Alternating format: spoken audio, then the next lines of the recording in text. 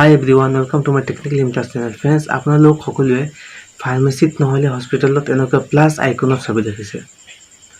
সব কেতিয়াবা ভাবিছে নেকি এই প্লাস আইকনটো কিয় থাকে বা প্লাস আইকনৰ মানে কি?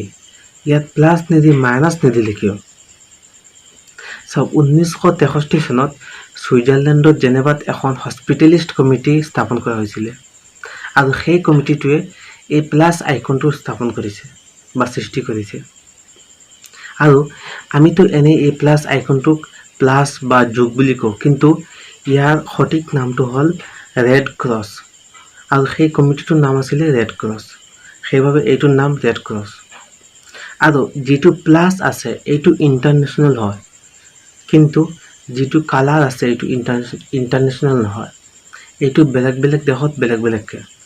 ধৰি লওক আমাৰ দেশত ৰেড কালাৰত আছে, আমেৰিকাত আপুনি যদি চাই তেনেহলে গ্ৰীন কালাৰত আছে এনেকুৱা। তো আজিৰ এই এমেজিং ভিডিওটো চাই কেনেকুৱা লাগিল? যদি ভাল লাগে তেনেহলে কমেন্টত জনাব আৰু মোৰ চেনেলটো সাবস্ক্ৰাইব কৰিব, লাইক কৰিব এণ্ড শ্বেয়াৰ কৰিব।